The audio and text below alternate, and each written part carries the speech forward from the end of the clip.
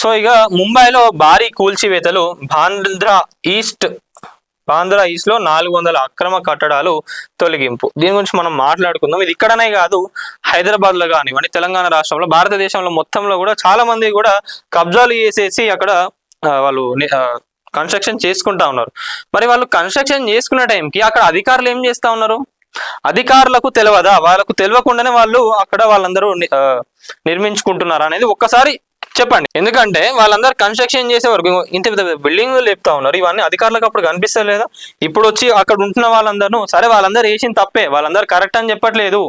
అదేదో అప్పుడే వేస్తే ఈ ఇబ్బందులు ఉండకపోతుండే, అక్కడ ఉన్న ప్రజలు వాళ్ళు కూడా ఇబ్బంది పడకపోతుండే కదా. ఎందుకు అధికారులు అప్పుడు కళ్ళు మూసుకొని ఇప్పుడు వచ్చి ఇట్లా చేస్తా ఉన్నారు? చేయండి డెవలప్మెంట్ కోసం, అవన్నీ కూడా రైల్వే ల్యాండ్సే, చేయకండి అని చెప్పి ఎవరు కూడా అంటలేరు.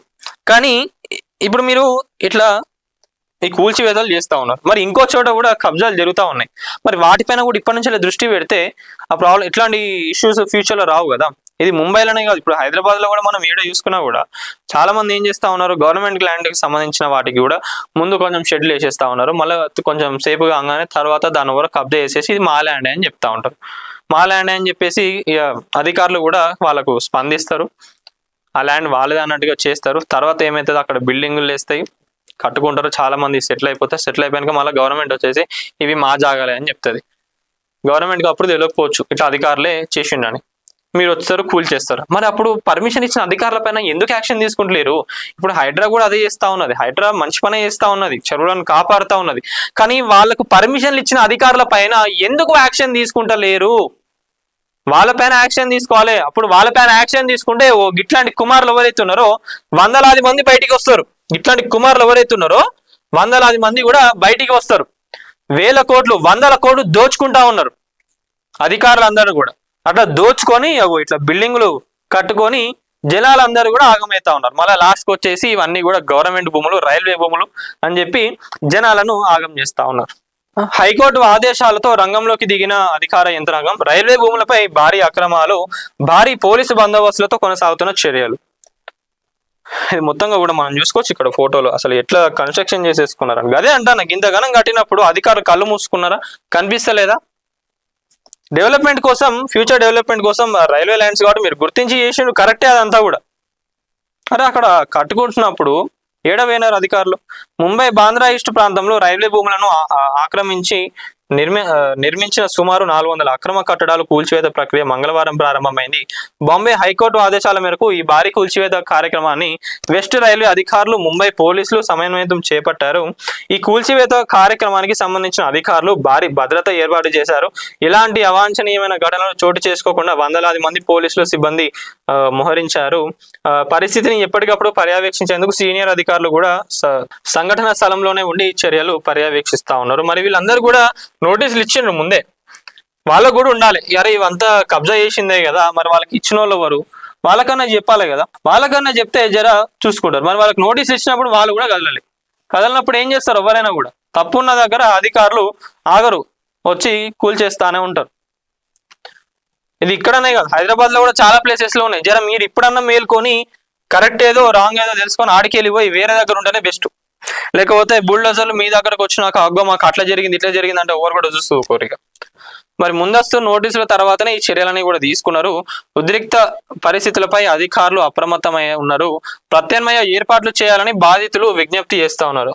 మరి మరోవైపు అక్కడ నివసిస్తున్న కొన్ని కుటుంబాలు తమకు ప్రత్యామ్నాయ నివాస ఏర్పాట్లు కల్పించాలని ప్రభుత్వాన్ని కోరుతున్నట్లు సమాచారం. కొందరు నివాసితులు తాము ఎన్నో సంవత్సరాలుగా అక్కడే నివసిస్తున్నామని, ప్రత్యామ్నాయంగా వసతి లేకుండా కూల్చివేతలు చేపట్టడం ఇబ్బందికరమని ఆవేదన వ్యక్తం చేస్తా ఉన్నారు. మరి మీకు అప్పుడే నోటీసులు ఇచ్చినప్పుడు మీరు కూడా ఏదో ఒకటి సెట్ చేసుకుంటే అయిపోతుండే కదా. నోటీసులు ఇచ్చినాక కూడా మీరందరూ కూడా అట్లా కేర్లెస్ ఉంటే ఏం చేస్తారు వాళ్ళైనా కూడా? మరి మీకు అక్కడ ఉండడానికి పర్మిషన్లు ఇచ్చిన వాళ్ళపైన ఫైట్ చేయండి. అక్కడ ఉండడానికి పర్మిషన్లు ఎవరైతే ఇచ్చిండ్రో, అక్కడ మీకు కట్టిన ఓనర్, ఇప్పుడు మీరు రెంట్కున్న వాళ్ళు ఎవరైతే ఉన్నారో ఆ ఓనర్లు ఎవరైతే ఉన్నారో వాళ్ళపైన ఫైట్ చేయండి, లేదా వాళ్ళపైన కేసులు పెట్టండి. ఎట్లా ఇచ్చిండ్రు, ఎట్లా కట్టిండ్రు, మమ్మల్ని ఎందుకు ఇబ్బంది పెడతా ఉన్నారు? మరి అభివృద్ధి పనులకు ఆటంకమే కారణం. వెస్ట్ రైల్వే అధికారులు మాట్లాడుతూ రైల్వే భూముల రక్షణతో పాటు భవిష్యత్తు అభివృద్ధి పనులకు ఆటంకాలు తొలగించే లక్ష్యంతో ఈ చర్యలు చేపడుతున్నట్టు తెలిపారు. రైల్వే ప్రాజెక్టులకు రవాణా మౌలిక సదుపాయాలు విస్తరణకు ఆక్రమణలు అడ్డంకిగా మారుతున్నాయని పేర్కొన్నారు. మరి ఇప్పుడు రైల్వేకి సంబంధించి వాళ్ళు కూడా అక్కడ డెవలప్ చేయాలి కదా.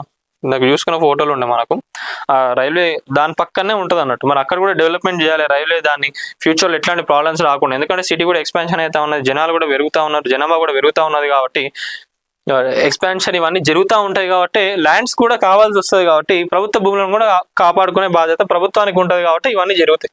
అందుకే అంటాను జర మీరు అధికారులు ఎవరైతే ఉన్నారో మీరు కూడా ఒకరికి పర్మిషన్ ఇచ్చేటప్పుడు జర కొంచెం ఫ్యూచర్ గురించి ఆలోచించండి. ఏం కాదు మాకే జోబుల పడితే అయిపోతాయి కదా అని అనుకుంటే ఇప్పుడు కాకుండా మీకే తర్వాత దెబ్బ పడుతుంది అధికారులకు.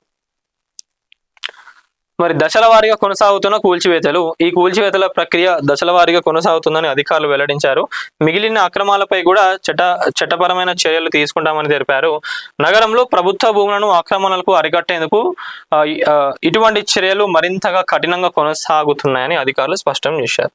ఇది ముంబై ముచ్చట గిట్లున్నది. మరి హైదరాబాద్ లో కూడా వెంటనే హైడ్రా ఆల్రెడీ మనం చూస్తానే ఉన్నాం, ఎన్నెన్ని వాళ్ళు కబ్జాలు చేసిండ్రు, ఏం చేస్తున్నారు కబ్జాలు చేసినది కూడా మనం చూసినాం.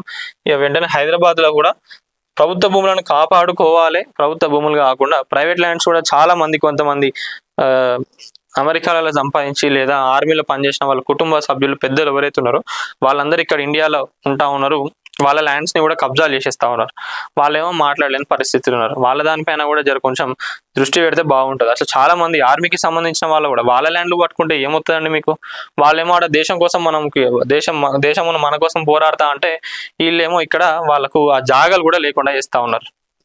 దీనిపైన ఒకసారి రేవంత్ రెడ్డి గారు మీరు కూడా దృష్టి పెట్టండి. తెలంగాణలో సంబంధించి ఎక్కడ కూడా ఈ భూ కబ్జాదారులు ఎవరైతే ఉన్నారో వాళ్ళపైన స్ట్రిక్ట్ యాక్షన్స్ తీసుకోండి.